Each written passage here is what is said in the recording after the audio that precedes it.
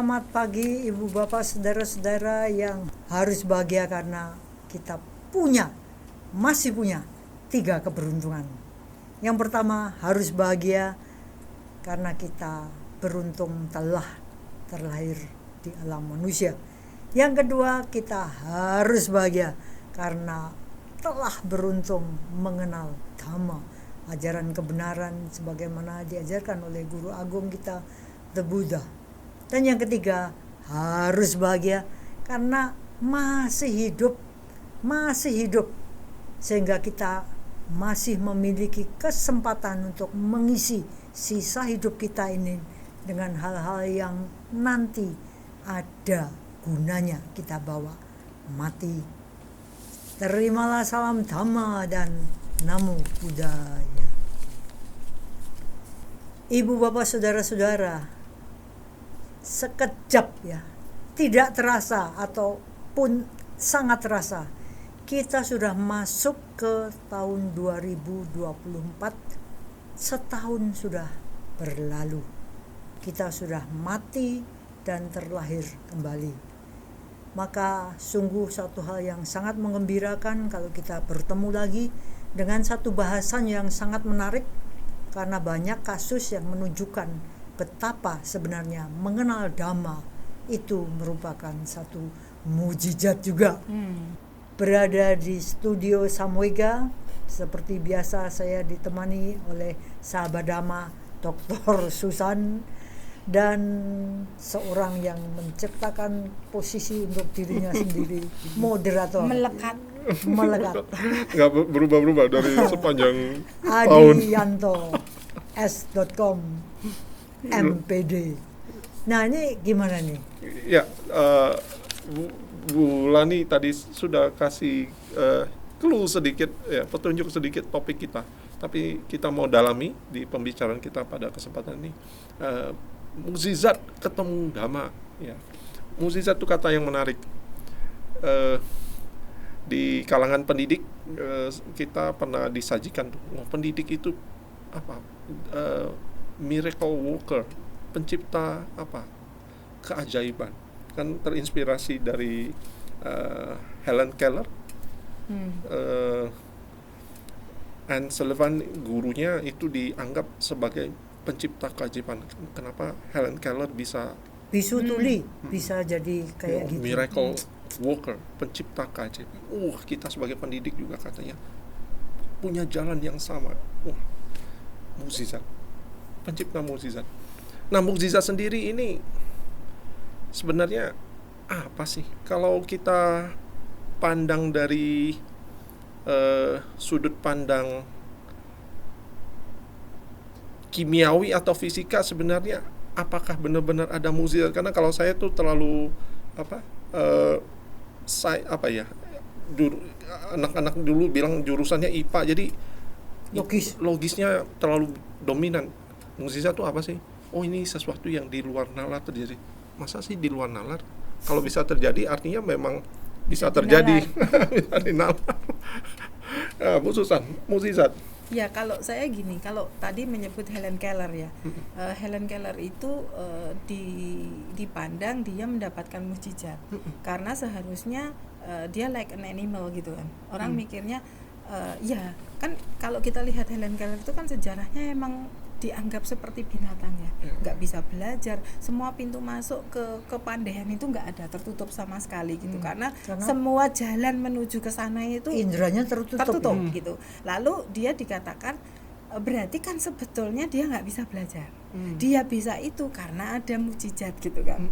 Nah artinya mukjizat itu kan benar-benar berasal dari luar dirinya, dan gurunya ini kan dianggap sebagai orang yang bisa membuat mukjizat untuk si Helen Keller ini gitu. Nah mukjizat itu emang dipandang sebagai kekuatan di luar diri yang memungkinkan orang yang sebetulnya itu nggak bisa mendapatkan atau mencapai sesuatu itu bisa jadi mendapatkan atau mencapai sesuatu karena diberi anugerah. Kalau kamu nggak punya anugerah itu kamu nggak bisa, karena sudahlah di atas kertas kamu itu nggak mungkin mencapai ke sana. Nah itu artinya kalau orang menganggap seperti itu, ini saya belum masuk ke Dhamma ya Pak, itu kan berarti orang nggak bisa lihat bahwa sebetulnya individu seperti Helen Keller itu punya banyak potensi untuk berkembang. Hanya sebetulnya orang-orang itu nggak paham pintu masuknya itu dari melalui mana. mana. Ini kalau ini belum bicara Dhamma, nanti bulannya aja yang menjelaskan Dhamma gitu ya. Nah, maksud saya adalah kalau orang itu seperti itu, seorang guru pun itu akan jadi sombong. Karena kan sebetulnya saya itu perlu tahu pintu masuk ke anak ini itu tuh potensinya ada di mana.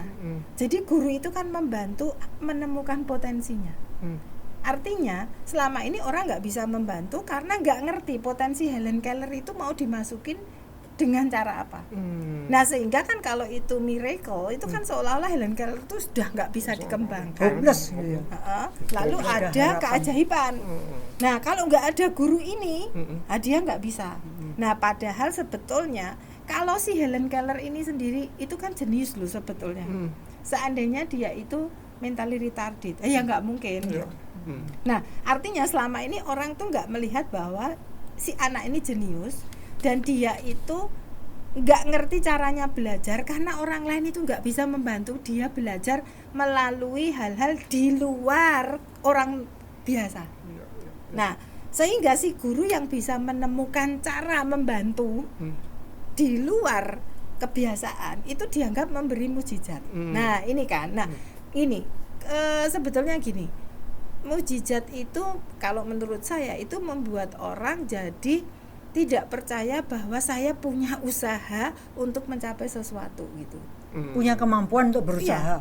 Punya kemampuan untuk berusaha mencapai sesuatu gitu. Dan saya akan merasa perlu menunggu diselamatkan orang lain. Nah kalau Pak Adi tahu apa dongeng, dongeng itu mirip dengan mukjizat, tetapi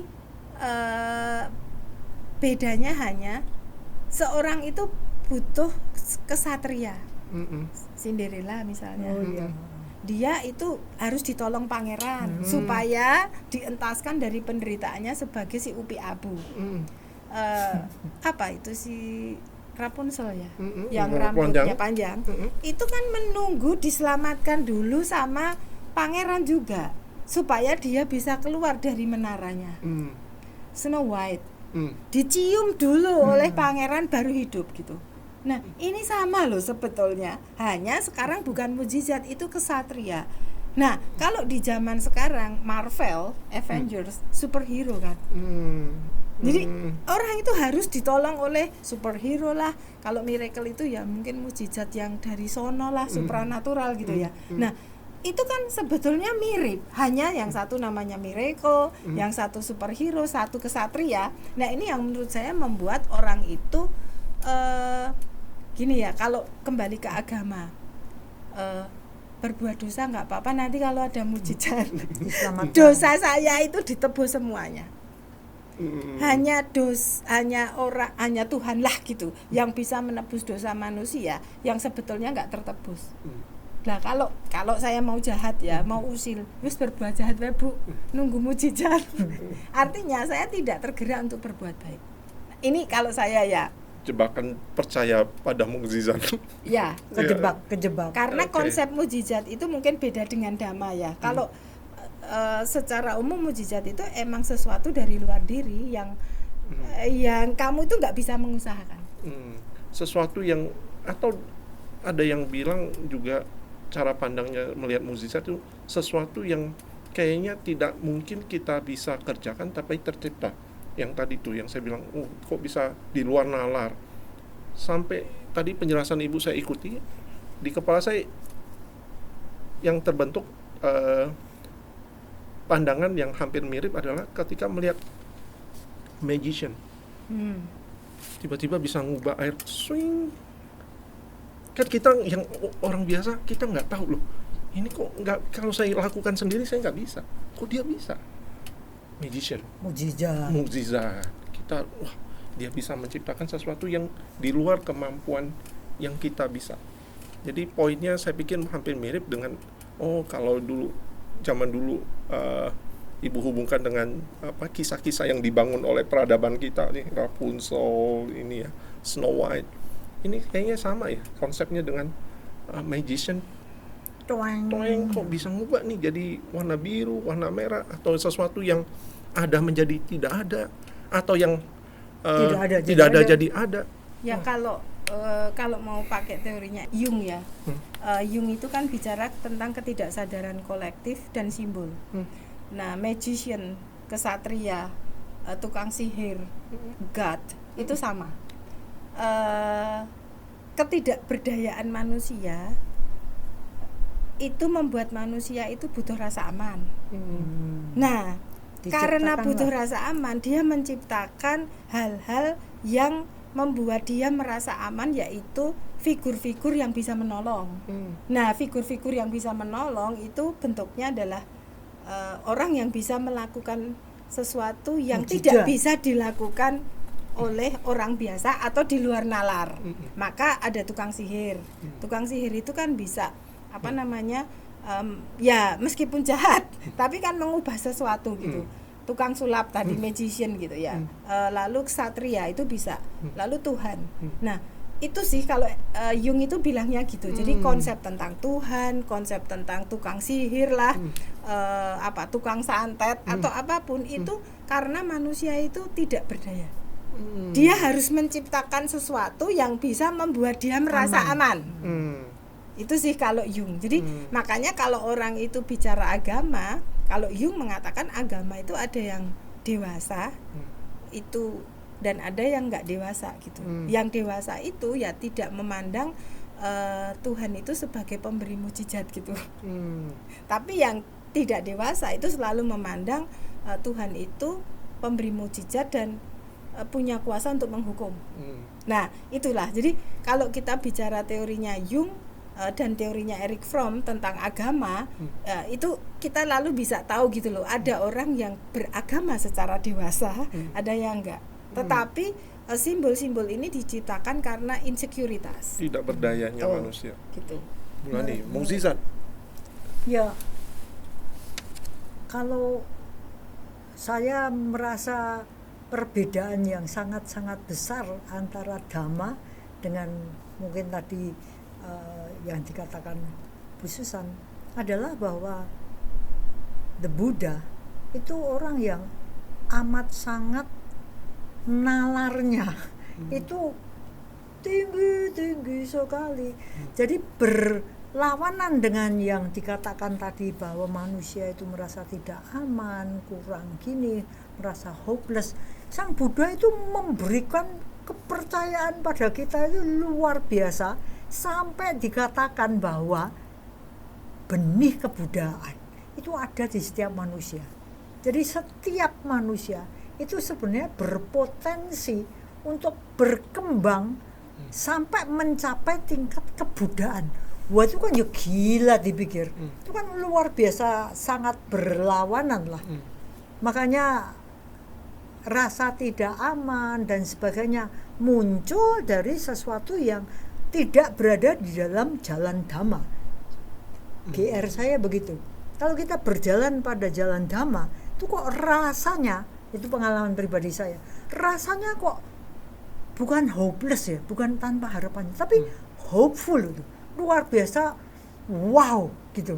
Karena apapun yang diajarkan the Buddha itu membangun satu mentalitas atau struktur mental yang membuat kita ini nggak bisa ngomong tidak bisa. Selalu ada jalan menuju masalah, jalan menuju duka. Maka kalau dikatakan agama Buddha atau ajaran Buddha itu ajaran yang pesimis, loh itu aneh, itu bukan orang yang ngerti Dhamma. Orang yang ngerti Dhamma itu terpukau bahwa ternyata manusia itu begitu hebatnya. Maka jangan sia-siakan kehidupan kita sebagai manusia. Kembali kalau soal mukjizat, Sang Buddha tuh gimana ya, nganyel gitu, mengajarkan sesuatu yang kelihatannya simpel tapi dalam banget. Jadi ada kalimat misalnya, adanya ini karena adanya itu.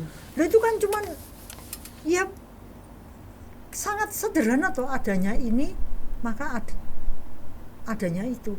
Dan itu kalau dikembangkan ternyata sampai pada satu hal bahwa yang namanya mujizat itu nggak ada, karena yang dinamakan sesuatu yang tidak bisa terjadi itu nggak ada, nyatanya terjadi kok. Jadi kalau sesuatu yang bisa terjadi itu terjadi, nah kenapa kita nyebutnya sebagai mujizat? Karena ada itu, sebab, ada akibat. nah jadi kelihatannya sepele, itu enggak, itu menghancurkan banyak hal yang sebenarnya aneh gitu. Kalau itu kita anggap sebagai satu kebenaran, kita jadi tolol gitu kan. Tapi kalau dikejar lagi pula, nggak semua ini bisa terjadi, mengubah bening jadi biru kuning itu. Ya itu kan yang kita yang tidak tahu. Karena kita tidak tahu. Kuncinya di sana. Karena kita tidak tahu aja tuh. Lah kalau kita tanya sama para pesulap, omongan para pesulap itu nggak ada apa-apanya itu. Makanya nggak boleh sampai kita tahu rahasia mereka. Itu dijaga sampai ada bunuh-bunuhan loh. Itu ada film tentang dua pesulap yang membuka rahasia dibunuh. Jadi nggak ada rahasia. Kalau saya itu ingat gini ya, kata-kata Bulani itu gini, sebetulnya itu bukan mujizat tapi tabungan ya. Sebetulnya gini, seseorang itu menabung tapi nggak kelihatan nabungnya itu kapan gitu ya, dan lalu terjadilahnya itu tuh mungkin 20 tahun kemudian. Nah sehingga seolah-olah itu selama 20 tahun ini dia itu nggak berkembang, sehingga ketika ketemu si A muncullah mujizat. Artinya A itulah pemberi mujizat. Padahal 20 tahun ini saya berproses gitu. Nah ini yang saya pelajari dari Bulan itu gini. Saya itu kan sejak kecil ya tertarik dengan ajaran Dhamma. Cuman saya nggak ngerti. Saya itu selalu suka baca-baca buku yang ada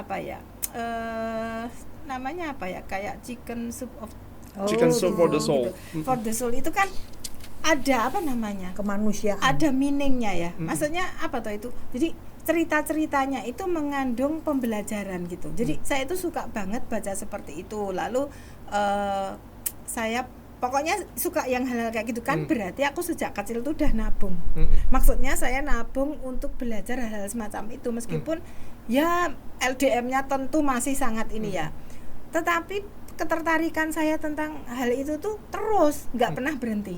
Nah, saya juga membaca Bhagavad Gita itu tahun berapa? 2000-an. Itu sebelum ketemu Bulani. Artinya saya itu nabungnya itu semakin ngeri loh ya, dari mulai bacaan sederhana sampai Bhagavad Gita, sampai pusing saya nggak paham, tetap nggak paham. Tapi kan bacaan saya itu. Terus saya ketemu Bulani itu waktu awal-awal diberi buku, ya tetap durung paham. Nah, saya mulai paham itu kan menjelang pandemi.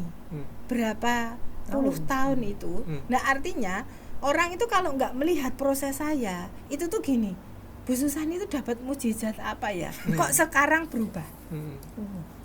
Banyak orang mungkin akan bilang saya itu mendapat mujizat karena saya banyak berubah. Nah, tiba-tiba seolah-olah itu tiba-tiba. Nah, lalu kan Bulani bilang, kenapa Bu Susan itu berubahnya sekarang, bukan dulu? Karena sekarang ini tabungan karma baiknya itu sudah cukup matang untuk membuat Bu Susan menyerap semua hal baik, gitu. Nah, kok yo kebetulan ketemunya Bulani saya semakin pintar gitu ya. Itu karena ya saat inilah saya diketemukan sama Bulani untuk belajar. Padahal saya itu mengenal Bulani itu tahu Bulani itu sejak Bulani pertama kali ngajar di Sanata Dharma dengan programnya SPD. Tapi kok ora ketemu terus ngobrol. Tahun berapa Bu SPD? 97. Nah, saya ketemu Bulani itu sekitar 2000 berapa? 8-an. Dari ketemu, maksudnya ketemu terus ngobrol. Dari 97 sampai 2008, bukankah saya punya banyak kesempatan lihat Bulani? Tetapi kok nggak ngobrol?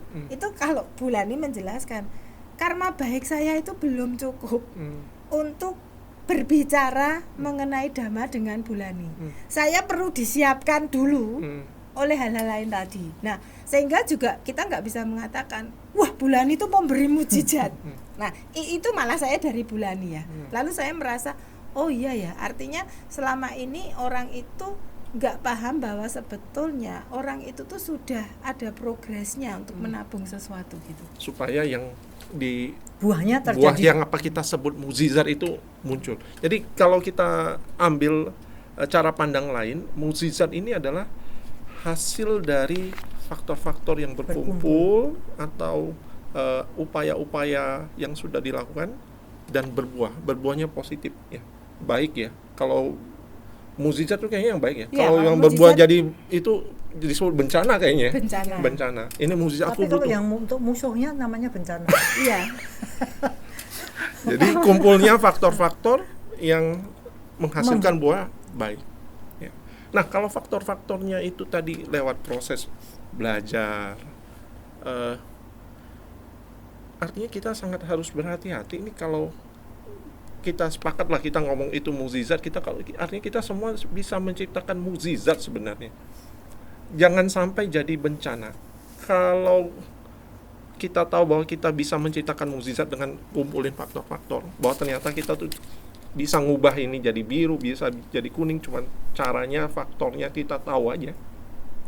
Itu hidup kita ada hal yang menarik itu, bahwa kalau kita sebut sebagai berkumpulnya semua faktor yang membuat itu terjadi, adanya ini karena adanya itu, ya. Jadi adanya mukjizat tadi karena berkumpulnya semua faktor yang memungkinkan twing berupa itu tadi yang kita sebut mukjizat. Maka sebenarnya ilmu ini bisa kita pakai dalam kehidupan sehingga kita nggak usah ngurusin dengan mukjizat. Mari kita ngurusin dengan usaha ngumpulkan, menyatukan ini. Nanti kan terjadi Nanti sendiri. kan terjadikan. Kita kan enggak. Kita ini karena masih goblok, masih serakahnya besar, kita kepengen mengharapkan hasilnya mukjizat ini loh. Sebut aja sukses. Ya, kita kepengen sukses. Itu kan akhir. Kita lupa melihat mengumpulkan semua faktor-faktor ini, dan ini nanti yang akan twing menjadikan sukses. Tapi karena kita goblok, kita cuman silau dengan wow.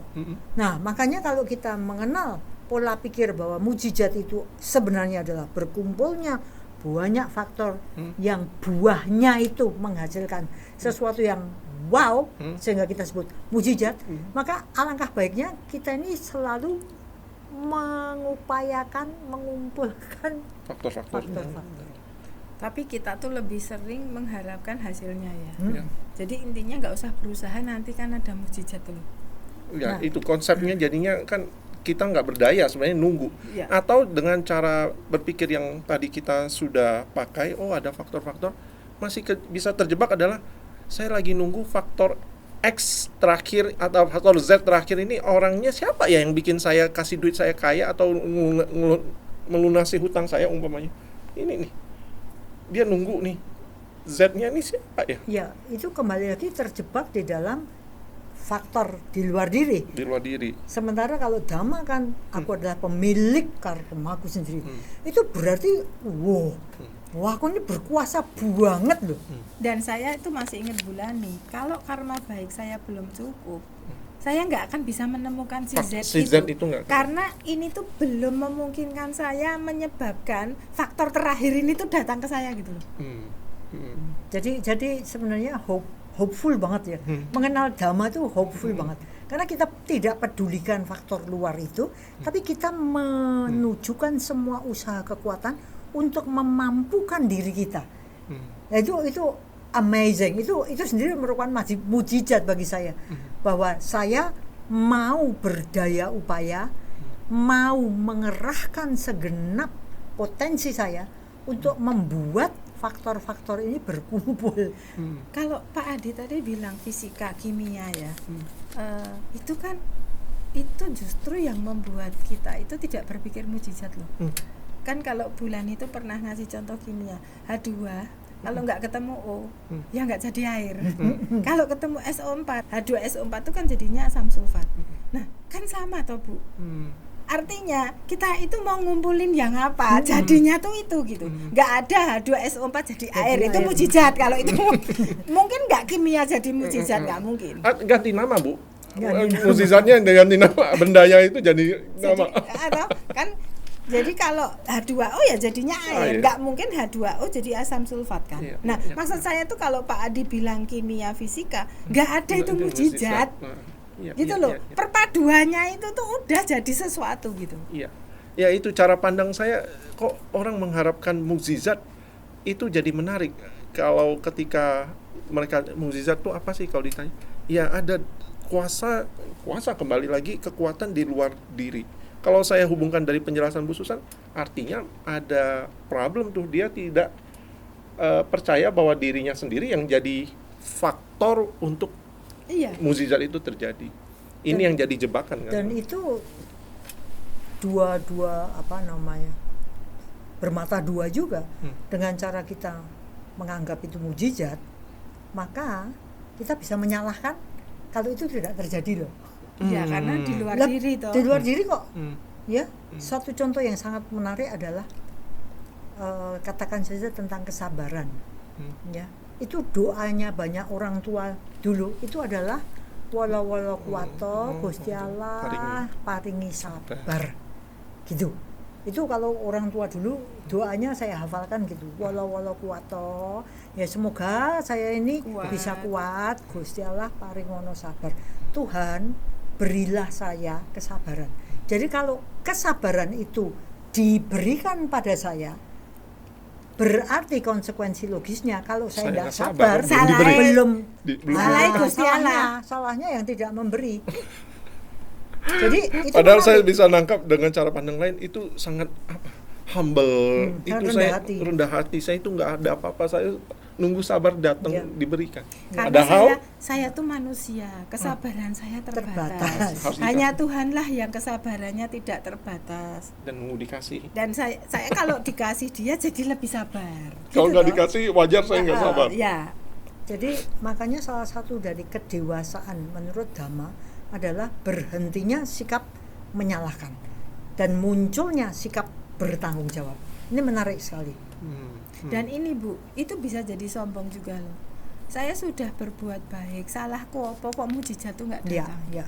Dia itu orang jahat menurutku, nggak gini-gini, kok selalu beruntung.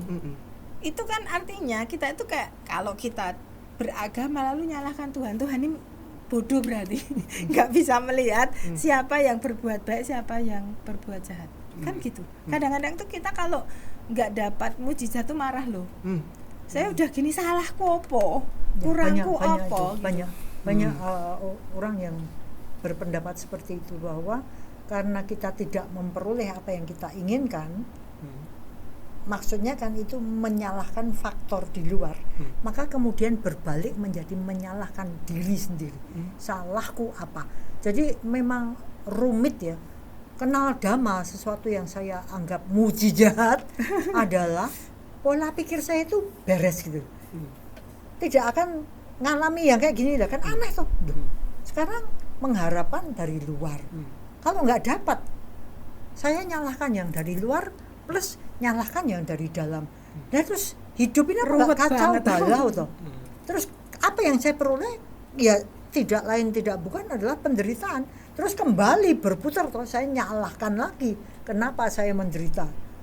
Lah, faktor luar kita salahkan, kemudian saya ini pasti orang yang berdosa banyak salahnya, menyalahkan diri lagi. Jadi kalau saya lihat itu kenal Dhamma membuat beresnya pemikiran. Ini sebenarnya merupakan satu-satunya cara untuk nyetop banyaknya pandangan salah sehingga orang tuh bunuh diri, depresi dan sebagainya. Yang kemarin kapan itu Bu Susan mau berikan saya orang yang sudah 5 kali mau butuh mujizatnya bulan butuh misalnya. mujizatnya itu kan konyol banget gitu. Tapi itu banyak terjadi kan gitu ya Bu. Bahwa orang tidak cukup punya kekuatan untuk mau bertanggung jawab karena termanjakan oleh ini pandangan bahwa saya menunggu mujizat. Nah itu kalau secara psikologis, orang-orang yang kapan itu ibu katakan mau disuruh ke Klaten untuk dibenahin, itu kan sebenarnya juga orang yang tidak mau bertanggung jawab. Ya, betul. Sebenarnya intinya kan itu. Nah terus mau diapakan tuh kalau orang seperti itu? Terlalu berharap mujizat kali dia. Mungkin bukan terlalu mengharap mujizat ya bahasanya, kalau menurut Bulani yang tidak mau bertanggung jawab itu ya dia mau meletakkan kondisi good or bad in myself itu ke orang lain gitu. Artinya gini, saya buruk ini karena orang lain. Tetap menyalahkan yang lain tau. Dan supaya saya baik, saya butuh orang lain tuh memperbaiki saya gitu. Itu enggak mengambil tanggung jawab untuk saya itu akan menjadi lebih baik oleh diri saya sendiri gitu. Sehingga kalau orang yang mengalami gangguan ini kan gini Bu, paling sederhananya kalau saya sedih itu yang menyebabkan pasti orang lain.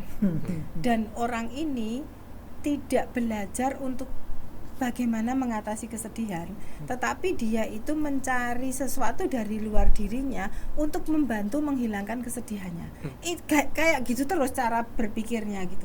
Nah kalau seperti itu nggak akan mungkin dia akan mendapatkan kalau kita mau bilang happiness ya, itu nggak mungkin. Karena satu faktornya terlalu di luar semua ya. Iya, jadi kalau saya buruk ini karena Pak Adi nggak memperhatikan saya. Supaya saya menjadi baik, Pak Adi harus memperhatikan saya. Ya nggak akan pernah happy tuh.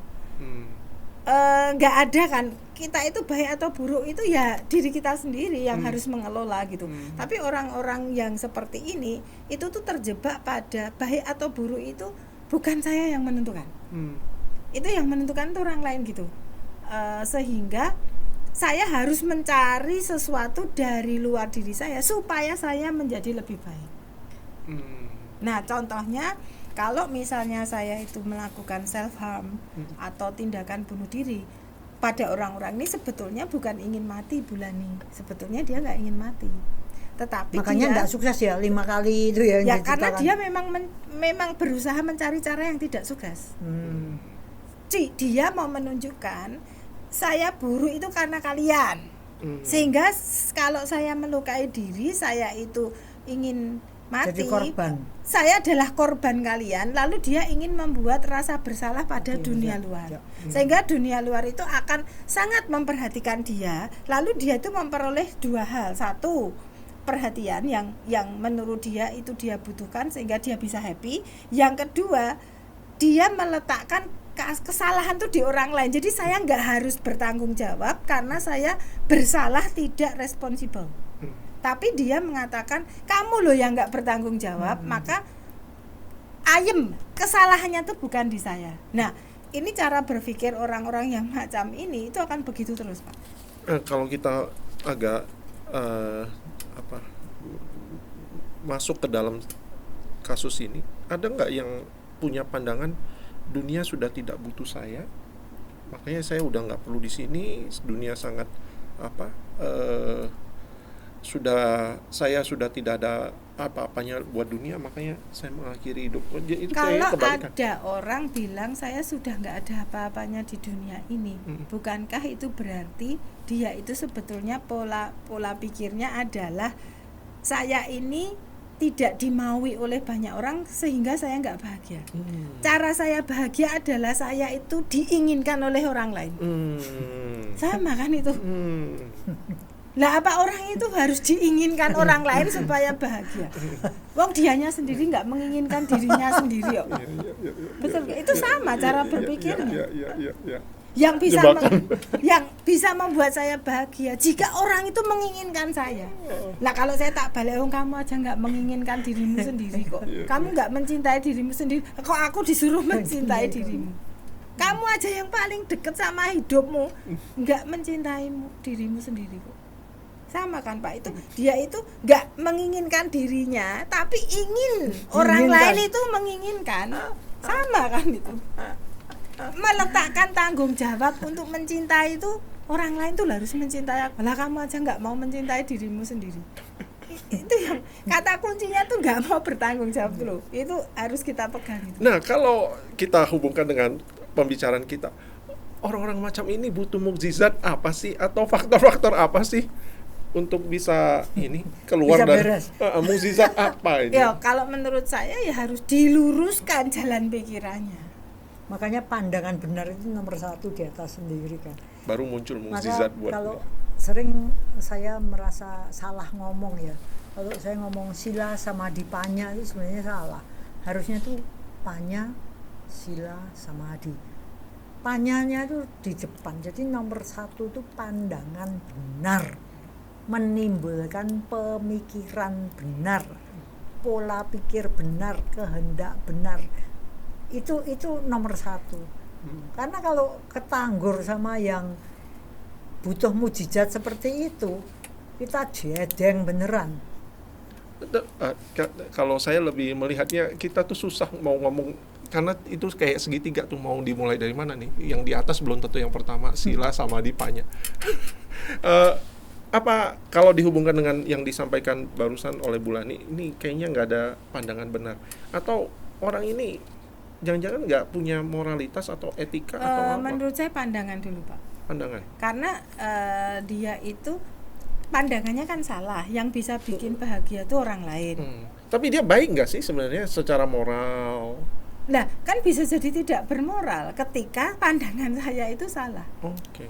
Saya melakukan hal-hal tidak bermoral toh ketika pandangan saya salah. Maksud saya kalau dia tidak membunuh, dia melakukan banyak kebaikan, harusnya dia tidak Kalau dia tidak membunuh ya dia tidak akan bunuh diri. Iya. Iya kan? Jadi masalah pandangan. Jadi orang ini butuh mukjizat atau faktor-faktor yang dia harus kumpulkan, punya pandangan benar dulu. Yang dibutuhkan adalah datangnya pandangan benar yang mengubah pola pikir itu menjadi berada di jalan dhamma. Dan itu kembali pada dia punya nggak faktor-faktornya gitu. Faktor-faktor mukjizatnya punya nggak nih ya? Iya, yang dia butuhkan untuk bisa ketemu pandangan benar itu. Jadi menarik itu kalau mukjizatnya yang dibutuhkan adalah pandangan benar. Nah, kembali pada yang kata-kata tadi kebaikan itu loh.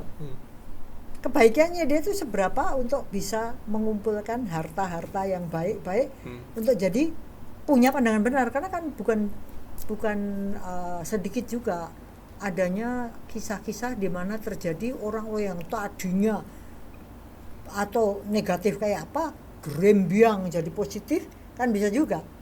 Tapi itu kembali sebenarnya tidak ada yang namanya mukjizat. Yang terjadi adalah berkumpulnya faktor-faktor yang membuat pandangan benar ini tiba-tiba terkuak dan dia bisa melihat dengan mata batinnya, oh selama ini aku salah. Dan saya sih setuju dengan Bulani ya, sebetulnya di psikologi itu ada metode yang sama juga. Jadi ketika dia tuh nggak stabil ya kondisi perasaannya, emosinya nggak tenang, itu ya nggak bisa diberi pandangan benar. Maka ya ditenangkan dibuat seimbang dulu fisiknya gitu kan. Ya. Misalnya ya nggak lapar ya toh. Tidurnya cukup itu dulu. Kalau fisiknya itu oke, itu paling nggak itu tenang. Nah kalau tenang itu gejolaknya kan sudah tidak semakin begitu, secara fisik juga. Baru nanti bisa kita ngomong pandangan yang benar. Tapi kalau secara fisik dia itu masih tidak stabil, itu nggak mungkin kita ngomong pandangan benar. Maka bulan itu kan stepnya pakai activity dulu. Setelah activity makan, tidur cukup, baru meditasi. Setelah tenang ya baru bisa discussion tentang itu kan. Nah jadi step-stepnya kan memang begitu. Maka emang terapinya itu kalau di psikologi nggak bisa orang lagi kayak gitu diajak omong ya nggak bisa. Nggak ada mujizat juga Pak di situ gitu. Artinya ini tuh bisa kalau semuanya itu ada stepnya gitu.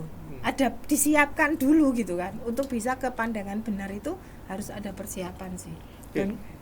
Dan yang menarik itu tadi kalau kisahnya Bu Susan bahwa sebelumnya itu sudah banyak membaca Bhagavad Gita lah, buku-buku tentang kemanusiaan mengenai hal-hal yang baik buruk, maka secara tidak sadar Bu Susan itu sudah menanam benih-benih kebudayaan pandangan benar pencerahan gitu.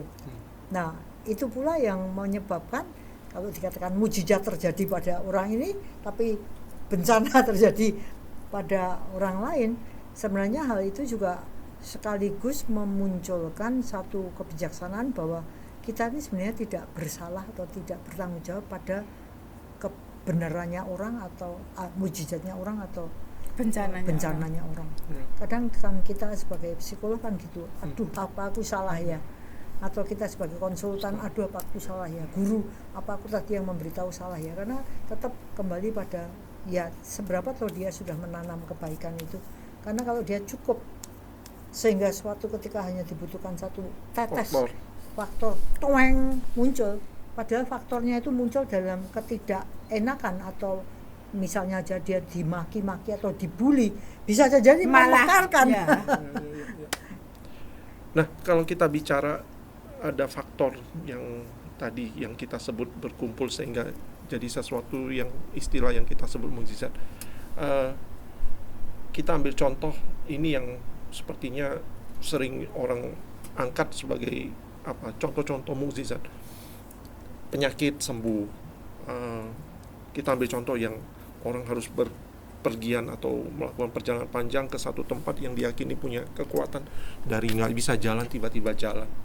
Sebenarnya kalau kita bicara, kita coba faktor apa sih yang terbesar yang ketika momen itu terjadi, kalau kita coba menganalisis dengan faktor-faktor kumpul, itu kok bisa tiba-tiba berdiri, tiba-tiba bisa melangkah, atau kemarin vonisnya stadium 4, tiba-tiba diperiksa lagi ke rumah sakit kok hilang. Itu kira-kira yang kita ambil contoh dah, bisa berjalan, berdiri. Itu tapi kalau sih? Itu kembali pada berkumpulnya faktor-faktor berjalan mesti harus ada. Saya berani bertaruh kalau dia dari lahir sudah kakinya gini, mau dibawa kemana-mana, mau diapa-apain, tidak akan bisa berjalan, kan sih gitu. Jadi harus ada faktor yang kumpulnya tuh harus yang menopang. Kenapa itu. Kalau analis kok dibawa satu tempat ininya, tempat ini aku jalan gitu. Saya pernah pergi ke Lourdes ya, sebutannya apa? Itu ada orang yang dibawa pakai ranjang. Ranjang tuh. Itu saya tanya itu. Ini serem gitu loh. Orangnya tuh kayak gini gitu. Terus dia sudah berapa lama? Itu tiap tahun ke situ loh. Ya tidak sembuh lah. Jadi saya pikir kalau orang tuh nggak ngerti bahwa terjadinya mukjizat itu karena faktor-faktor yang berkumpul, ya jadi aneh-aneh kayak gitu tuh. Ya tadi kan misalnya orang yang sudah kayak gini tiba-tiba berdiri, ya tidak mungkin lah. Susan lihatnya gimana? Kok ada faktor apa sih? Karena saya tahu ada satu di ajaran Dhamma yang jadi semacam orang tidak terlihat, yang disebut dengan sadabala, kekuatan keyakinan. Ini satu faktor yang mendorong, karena kalau dia yakin bahwa aku akan bisa jalan dengan ini. Saya punya contoh pribadi. Seringkali saya itu kalau kondisi nggak fit, ya orang bilang masuk angin atau apa, pusing atau apalah gitu, saya dengerin Dhamma atau ngomong Dhamma gini, keluar saya sembuh. Mukjizat toh. Ya tapi kalau dipikir ya enggak kan. Harusnya kan minum obat lah, dikerok lah, atau tidur istirahat lah. Enggak, kenapa? Ya pada waktu saya ngomong atau dengerin, seluruh metabolisme saya ini nata dirinya sendiri dengan hal yang baik. Jadi ya bagi saya enggak mukjizat, biasa itu. Ya kekuatan Dhamma kayak gitu. Sebaliknya kalau kondisi buruk, ngomongnya cuma ngerasani orang, ngeributin dengan korupsi di sana sini, ya keluar saya makin kroy. Jadi itu satu hal yang hubungannya dengan keluhuran itu punya kekuatan. Kebaikan itu punya kekuatan. Apapun juga yang positif itu punya kekuatan. Dan itu seberapa kuatnya untuk katakan menyembuhkan ya, karena kalau yang namanya kesehatan itu kan kalau dikaitkan sama 4 unsur, yaitu unsur angin, api, udara, air, sama padat. Itu kan terjadi ketidakseimbangan. Nah kalau itu kita bicara seperti ini, gagah toh, pikiran diisi dengan satu hal yang baik kok. Dhamma itu punya kekuatan. Ya jangan heran kalau bugar. Ya kalau ini saya setuju bulan itu, kalau memang bawaannya secara struktur itu memang kita nggak menopang fungsi, itu nggak bisa. Struktur ya tadi emang misalnya udah Dari kakinya lahir. kecil polio, kecuali kita kasih penopang ya. Intinya struktur dulu. Kalau strukturnya nggak oke, fungsinya itu ya sesuai strukturnya. Tapi kalau sebetulnya strukturnya oke, lalu sekarang tidak berfungsi, itu yang mungkin terjadi. Jadi maksud saya gini, orang yang mengalami penyumbatan ya di pembuluh otak ataupun di pembuluh darah atau dimanapun, itu kan sebetulnya kerja sistem tubuh ya. Nah sistem tubuh itu kan mengikuti emosi kalau di psikologi ya, dan apa yang dipikirkan. Nah seperti Bulani tadi katakan, orang yang selalu berpikiran negatif ataupun orang yang selalu emosinya negatif, hormon yang dikeluarkan itu kortisol namanya, hormon stres. Nah hormon kortisol itu intinya merusak tubuh. Nah kalau sekarang intinya merusak, ya menyebabkan yang strukturnya meskipun bagus tidak berfungsi. Nah kalau orang itu emosinya positif, pikirannya positif, itu hormon yang dikeluarkan itu bukan hormon kortisol gitu ya. Hormon ini misalnya hormon oksitosin dan lain-lain yang menyebabkan fungsi-fungsi tubuh kita itu menata. Jadi kayak misalnya gini, kalau kortisol itu bisa menyebabkan misalnya pembuluh darah kita itu menjadi kaku, menjadi lebih sempit. Sementara hormon yang menimbulkan kebahagiaan, kalau kita berpikir yang positif, bukan hanya positive thinking ya, berkata-kata positif, melakukan kebaikan itu kan ada happiness. Itu kelenturan pembuluh darah itu tuh menjadi lebih meningkat. Yang kedua, oksigen kita itu menjadi lebih banyak. Nah, ketika oksigen kita menjadi lebih banyak, pembuluh darah kita itu melebar dengan baik, dia itu fleksibel, gak ada yang menyumbat, Pak. Artinya orang yang stroke itu karena penyumbatan itu bisa tiba-tiba penyumbatannya itu tuh hilang. Jadi Artinya mujizat gitu. Atau ini ya, orang yang ini harus di ring jantung itu kan, Bu. Itu kan ada bagian yang menuju ke jantung itu tersumbat. Tapi kalau orangnya itu happy, Bu, tubuh itu bisa bikin jalan. Jadi yang tersumbat ini tetap tersumbat, tapi muncul pembuluh baru. Sehingga orang ini nggak perlu di ring. Itu jadi mujizat. Kamu jarang loh orang kayak kamu, padahal nggak. Mungkin itu memang sistem tubuhnya. Menurut saya itu sih. Ya, jadi sesuatu yang faktor yang kadang-kadang orang tidak bisa secara kasat mata lihat ya untuk bisa dimati, tapi selalu di balik sana ada faktor-faktornya yang kadang-kadang kita harus lebih dalam untuk melihatnya ya. Ya. Dan tubuh itu taat pada perasaan dan pikiran tubuh itu. Jadi kesimpulannya kita semua ini sebenarnya bisa menciptakan mukjizat. Tergantung bagaimana kita mau mengumpulkan upayanya kita, bagaimana kita mengembalikan keyakinan pada diri sendiri bahwa kita sendiri yang harus berupaya. Ya.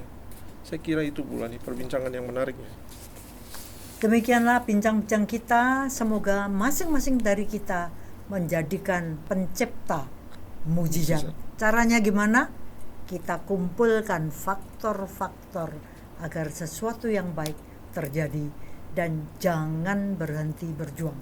Karena kalau sesuatu masih kurang faktornya, apa yang kita sebut sukses itu belum terjadi. Tapi kalau kita terus berjuang, pasti suatu ketika mujizat yang tidak mengherankan itu terjadi.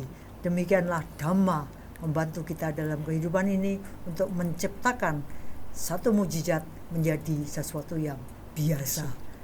Semakin kita banyak berbuat baik, semakin kita takjub alangkah biasanya mujizat itu. Semoga semua makhluk menciptakan mujizat mereka masing-masing dengan cara membuatnya menjadi biasa. Semoga semua makhluk bahagia dan semoga yang terbaik datang pada kita semua. Sadu, sadu, sadu.